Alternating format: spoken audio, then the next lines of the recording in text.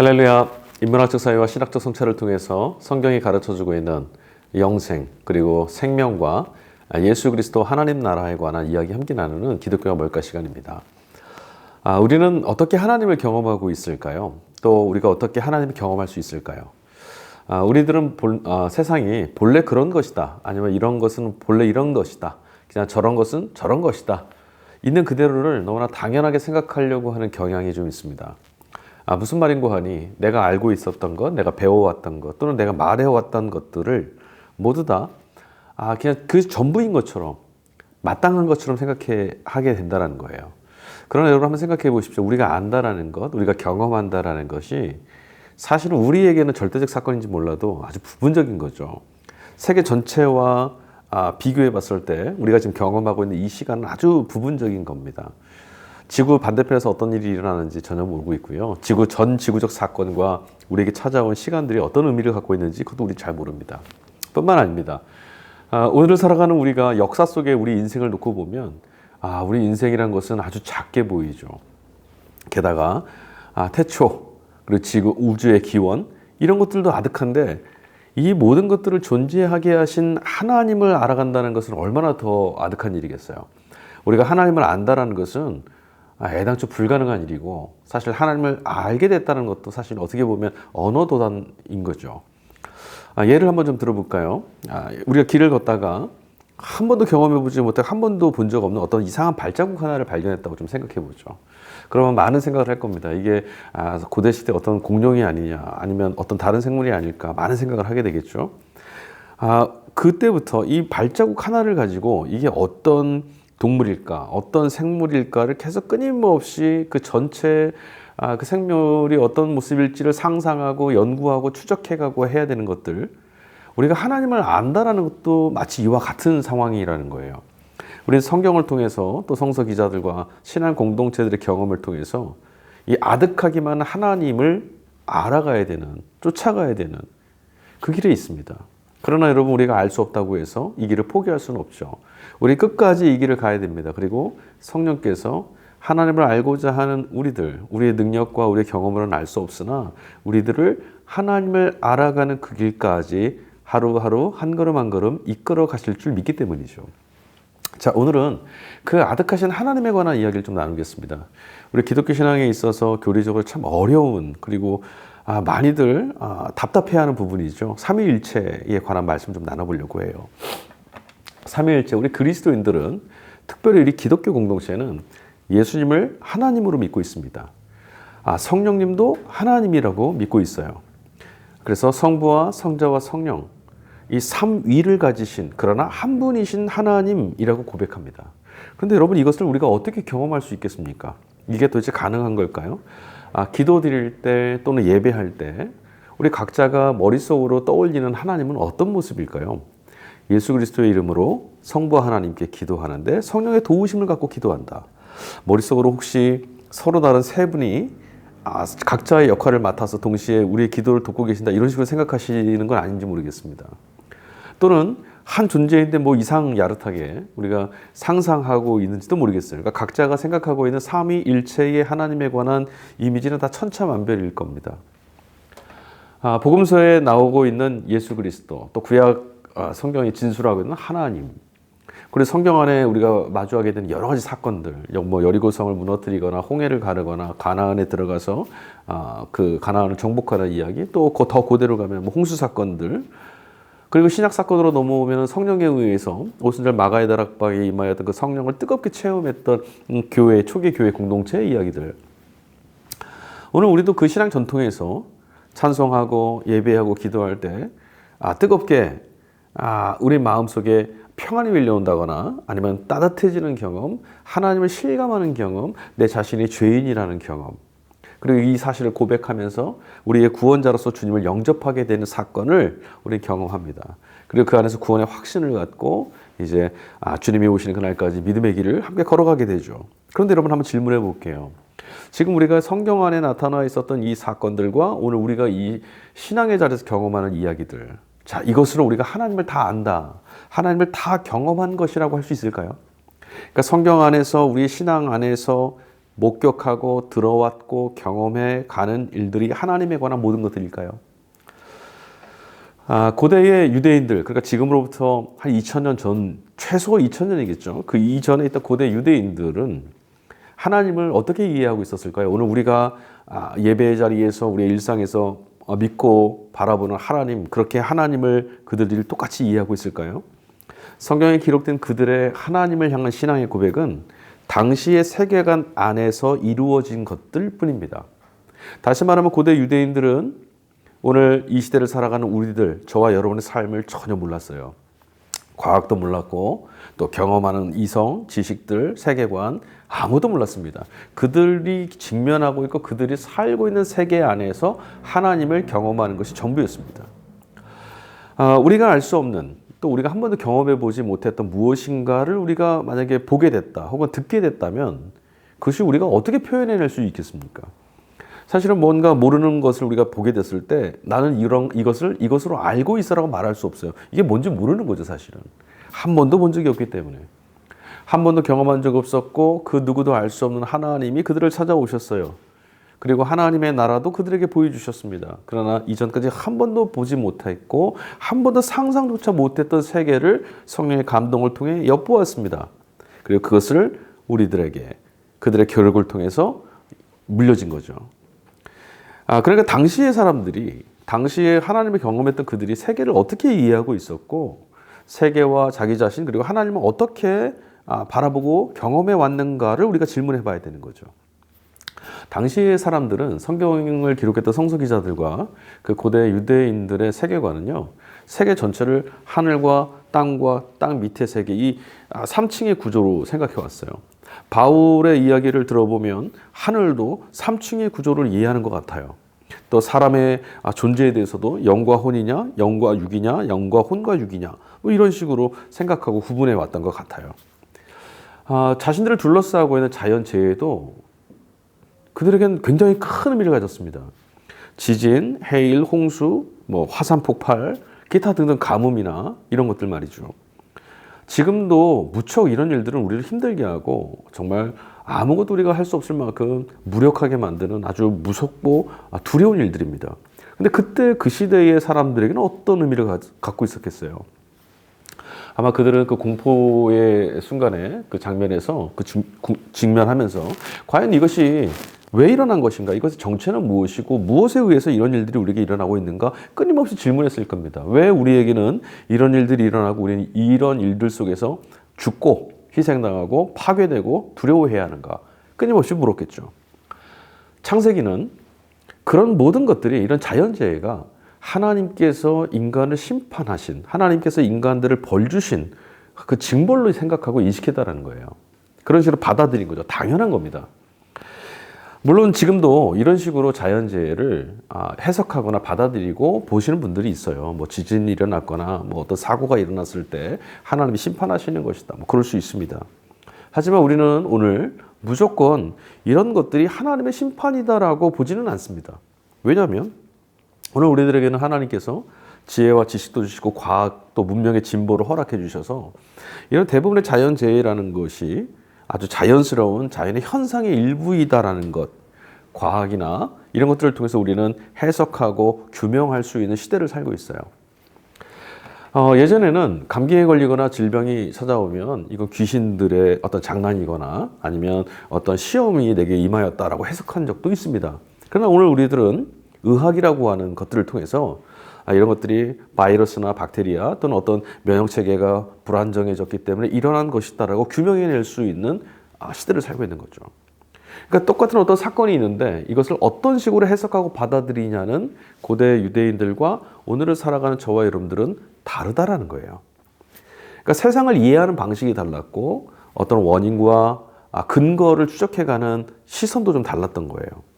지금 우리가 성경을 통해서 하나님을 이해하는 방식도 우리에게 성경이라고 하는 텍스트, 자신들의 경험과 고백을 통해서 우리에게 이 성경이라고 하는 텍스트를 물려줬던 그들의 하나님 인식과 하나님을 경험하는 또 헤아렸던 해석했던 방식은 같을 수 없다는 거죠.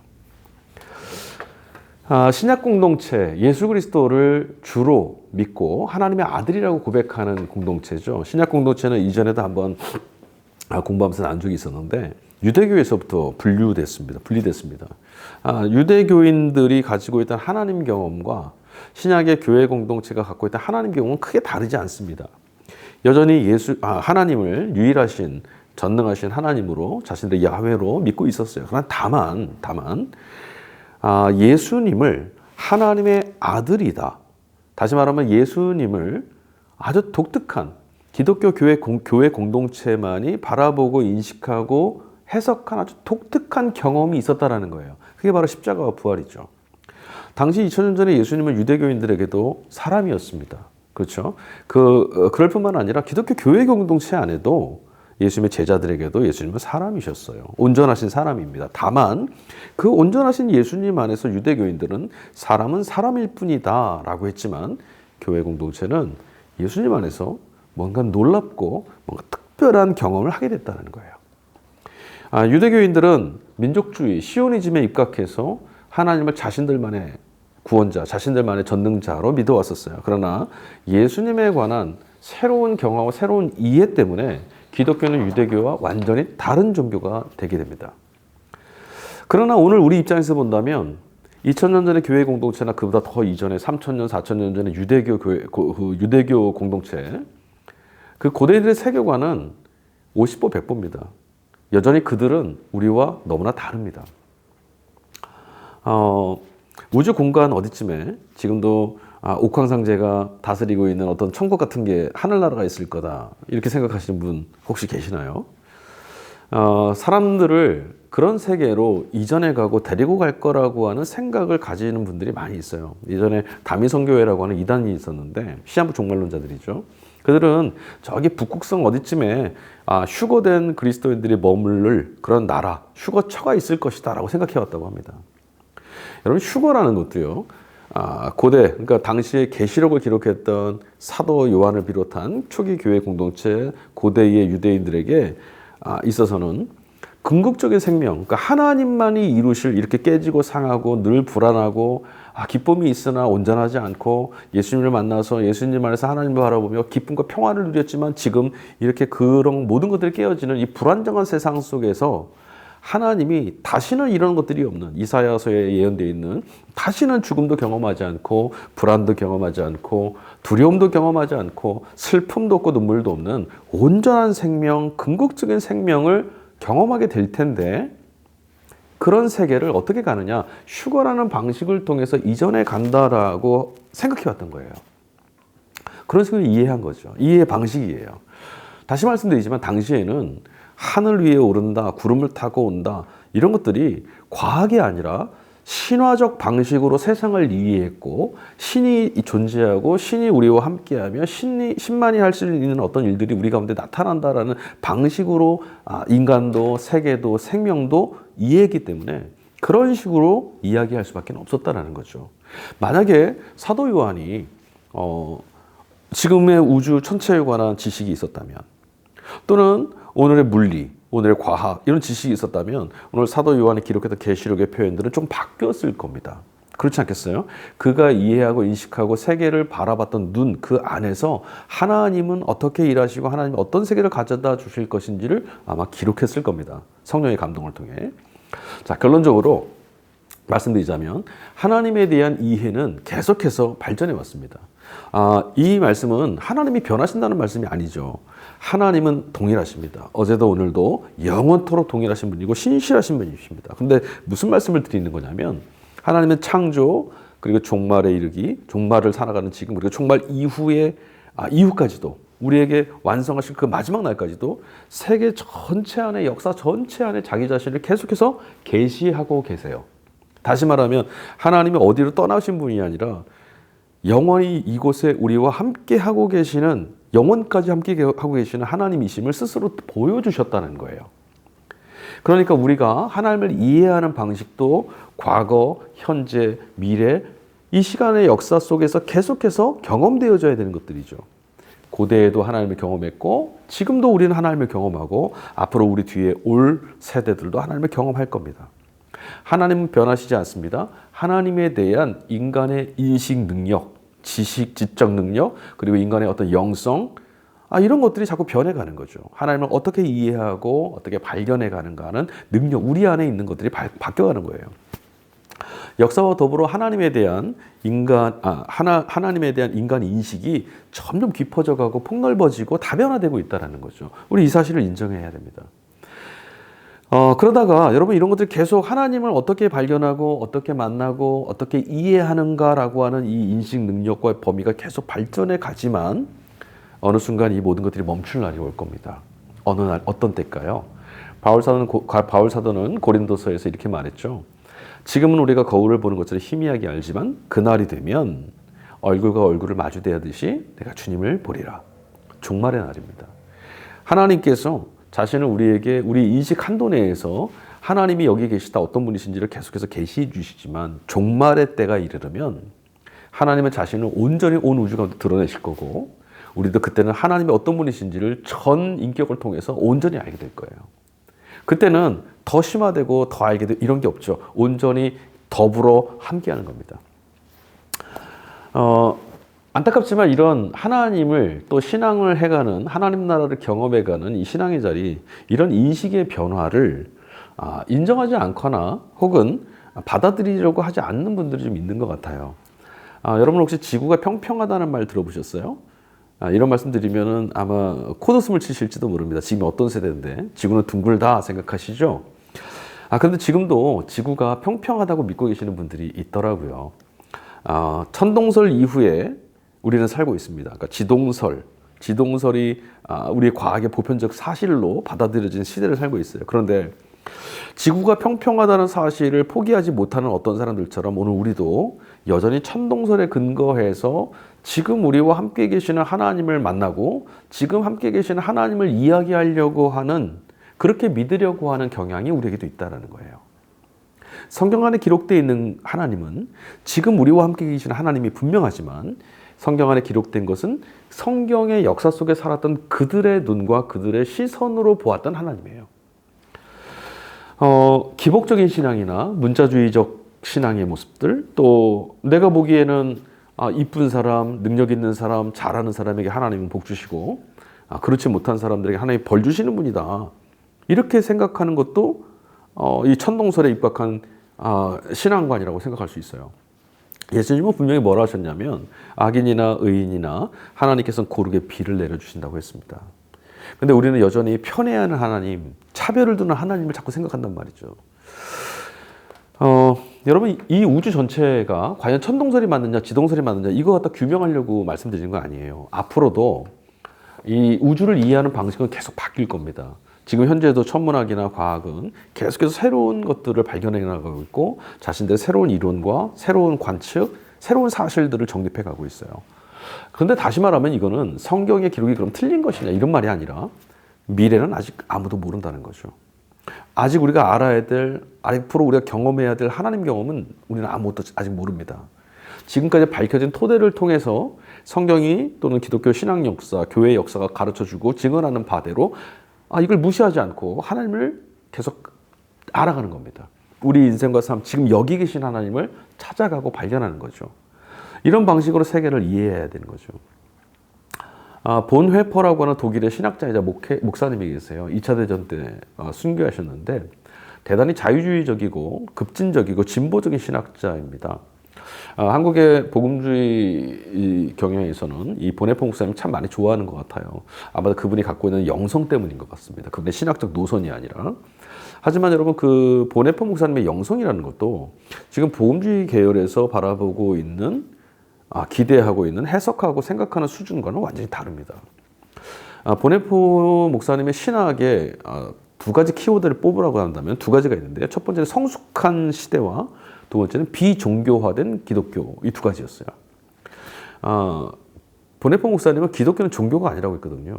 그래서 종교는 어떤 것들이냐면 유아기적인 신앙이 계속 발현되는 걸 종교성이라고 말했고 기독교는 그런 유아기적인 신앙이 발현되는 종교성을 갖지 않습니다라고 정의를 내렸어요.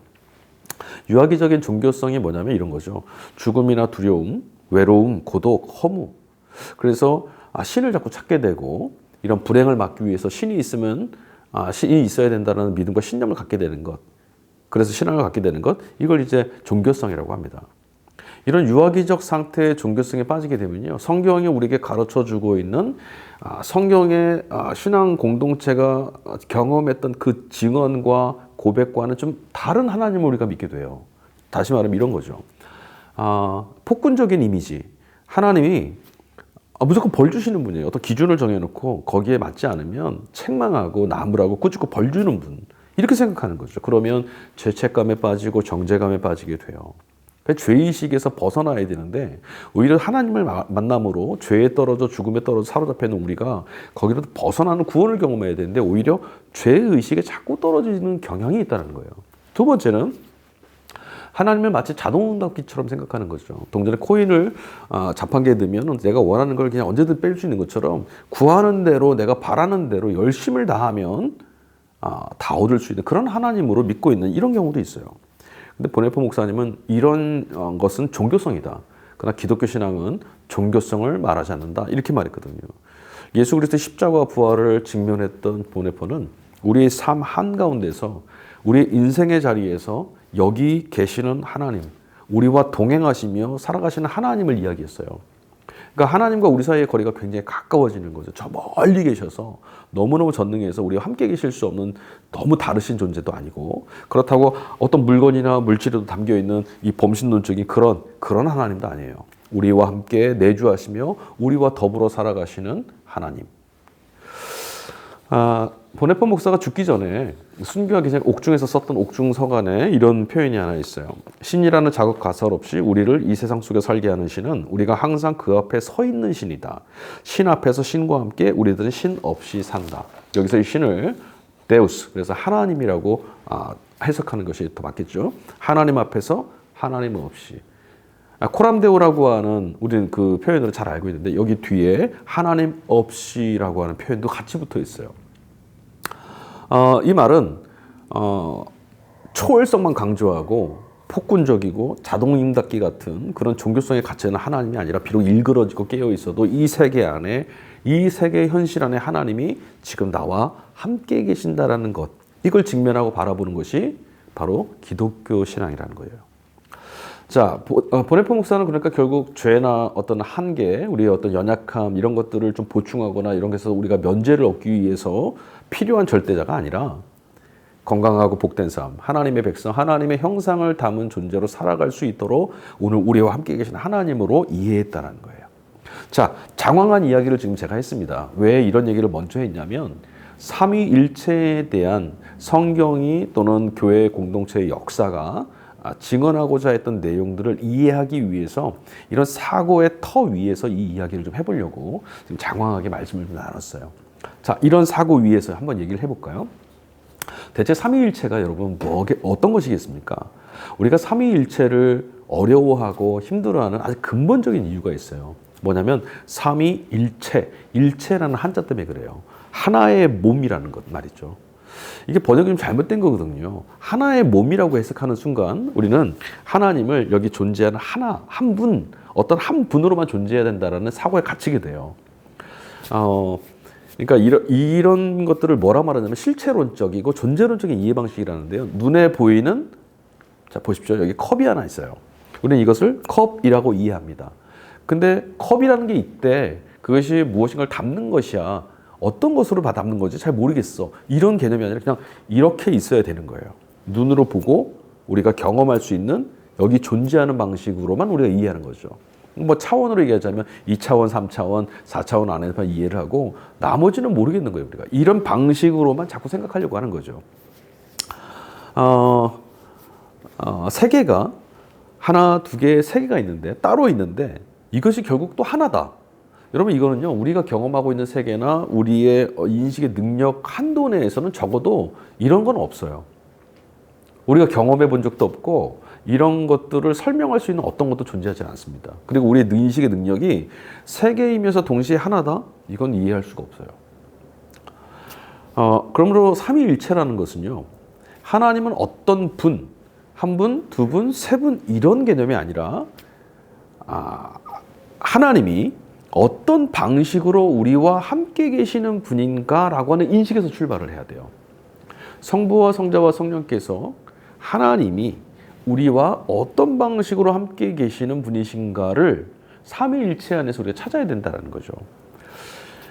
성서 기자가 그리고 우리가 하나님을 삼위일체로 인식하고 이해할 수 있다는 거지, 하나님을 명확하게 그런 식으로 우리가 정의할 수 있다거나 어떻게 증명할 수 있다거나 그런 것이 아니라는 거예요.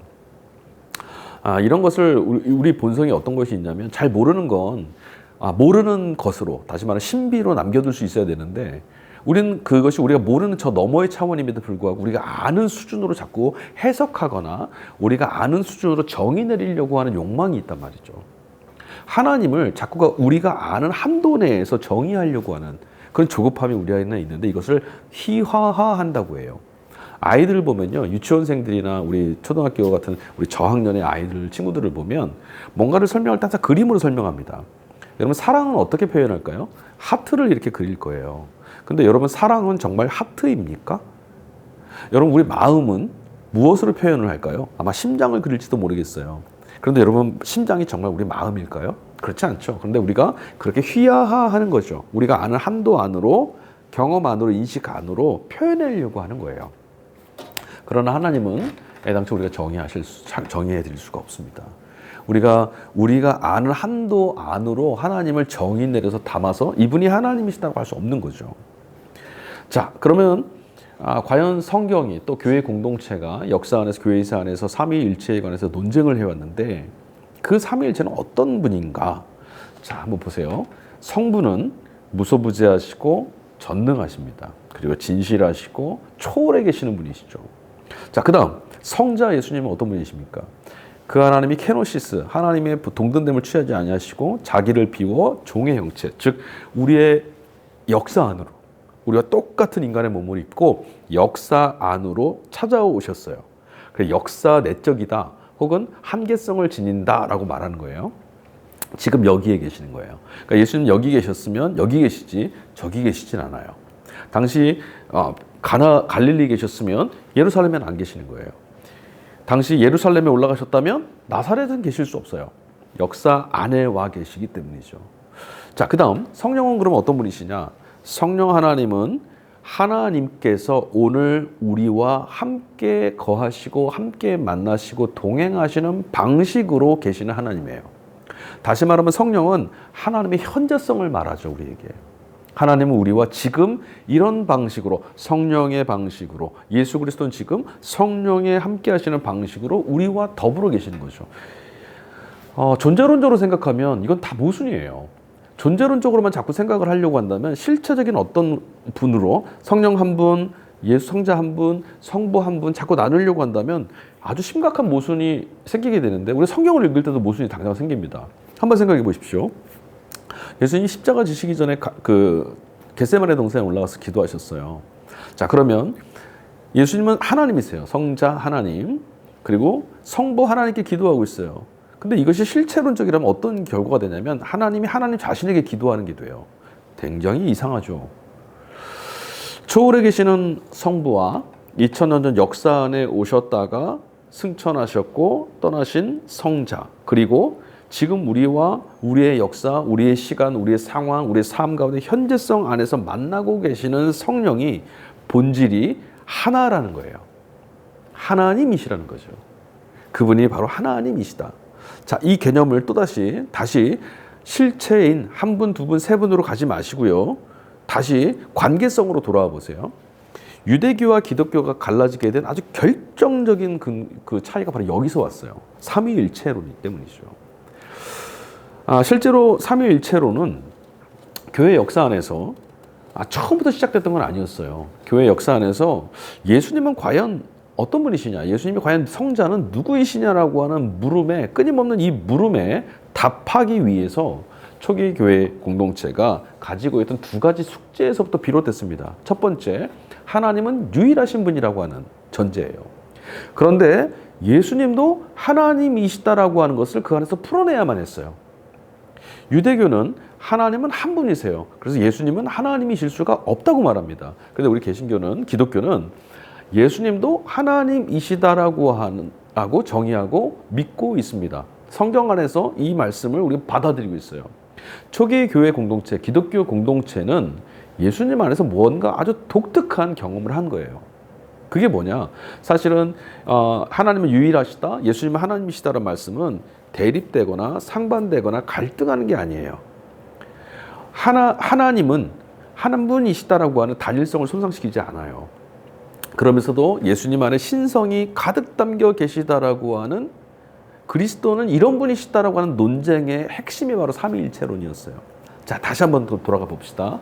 아까 하나님이, 성부가, 성자가, 성령이 한 분, 두 분, 세 분이라고 하는 실체론적 이해에서 좀 벗어나서 하나님은 어떻게 관계하시는가, 그리고 하나님은 우리와 어떻게 관계를 맺고 계시는가라고 하는 관계성에 초점을 맞춰보시라고 그랬어요. 자, 생각해 볼까요? 성부 하나님은요, 성자와는 절대로 떨어져서 사역하시거나 자신을 계시하시거나 드러내시지 않습니다. 이것을 뭐라고 말하냐면 성부는 전적으로 성자에 의존하여 계신다라고 말하네요. 생각해 보시죠. 하나님이 아버지시라면 하나님이 아버지가 되실 수 있다는 것은 아들이 계실 때만 가능한 거예요. 그래서 성부 하나님은 언제나 전적으로 성자 의존적이세요. 또 성자 예수님은 언제나 요한복음에도 그랬지만 하나님 성부 의존적이세요. 성자 예수님은 자신이 하고 싶은 대로, 자신이 말하고 싶은 대로 그런 적이 없으세요. 예수님 뭐라 말씀하셨냐면 나는 아버지께서 말하라 하시는 대로 아버지가 보내시는 곳에 가서 아버지의 뜻을 이루며 사신다고. 예수님은 온전히 하나님과 일치되어 계셨어요. 하나님과 일치되어 계실 때만 예수님은 성자이세요. 그래서 예수님은 하나님과 의존적으로만 존재하신다. 성부가 계시지 않으면 예수님은 자신을 드러내지 않으시는 거예요. 또 그 다음 성령은 어떤 분이세요?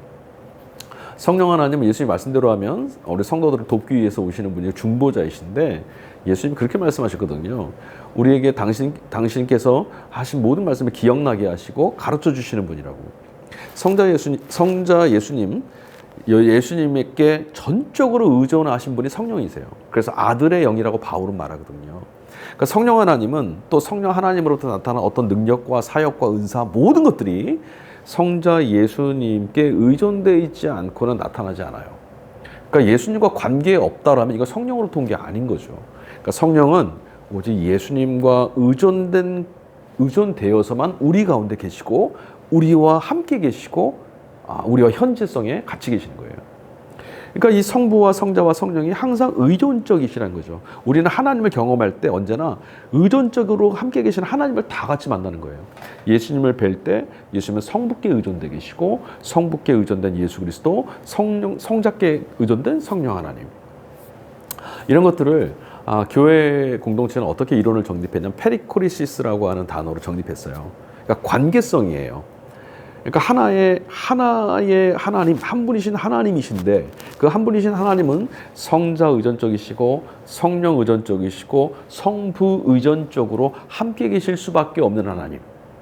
그래서 몰트만이라는 신학자가 십자가에 달리신 하나님이라고 하는 책을 썼어요. 그러니까 예수님이 십자가에 달리실 때 예수님이 그러셨잖아요. 엘리 엘리 라마 사박다니 어찌하여 아버지 나를 버리시나이까 고백했는데요. 예수님이 십자가 달리실 때 하나님 어디 계셨을까요? 몰트만은 그렇게 봤어요. 십자가 위에 바로 하나님이 매달리신 것이다. 십자가는 인간이 하나님을 버리고 하나님을 살해한 자리다. 그렇게 말했거든요. 하나님은 그리스도와 함께 바로 그곳에 계셨다는 거죠. 이게 좀 설명이 되는지 모르겠어요. 자, 삼위일체가 교회 공동체가 포기할 수 없었던 가장 큰 의미가 뭔지 아십니까? 하나님이 삼위가 온전한 사랑 안에 서로가 연합하고 일치되어서 의존되어 계시는 분이시라는 것은 우리가 바로 예수님의 몸이 된 교회가 하나님과 언제나 일치되어 있다. 하나님이 우리와 함께 계신다라고 하는 아주 신앙적이고 목회적인 큰 위로를 가져다 줘요. 예수님은 우리의 머리가 되시고 우리는 그리스도의 몸이 됐습니다. 지체예요. 그래서 예수님과는 뗄래야 뗄 수 없는 존재라는 말이죠. 이 말은 우리가 예수님을 위해서 무엇을 하자 이런 게 아니라요. 교회 공동체의 정체성 자체가 예수님이 지금 우리와 함께 계신다. 성령과 더불어 또 성자와 성령의 역사 가운데 함께 하시는 성부께서 하나님이 지금 우리와 함께 계신다. 박해가 있고 시련이 있고 핍박이 있던 시대에 교회 공동체에게 성경은 무엇을 말했냐면 하나님께서 그리스도께서 너희와 함께 계신다. 그러므로 외롭지도 버려져 있지도 않으니 하나님 나라를 향해서 믿음으로 달려가자. 이 말을 하신 거거든요. 사랑하는 성도 여러분, 삼위일체 이론은요, 우리 성도들에게 뭔가 신학적 지식을 가져라 이런 차원, 연구해서 뭔가 증명해봐라 이런 차원이 아니에요. 하나님이 나와 어떻게 관계를 맺고 계시는가, 성령께서, 성자 예수님이, 또 성부 하나님이 지금 나와 함께 계신다라고 하는 이 믿음, 이게 바로 하나님께서 삼위일체이시다라는 분명한 증거예요.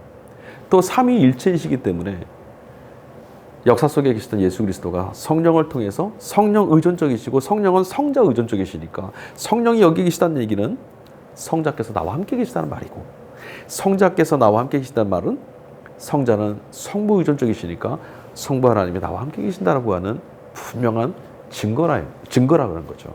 교회 공동체 바로 이것을 신앙의 근거 삼으며 정말 믿음의 길을 걸어갔습니다.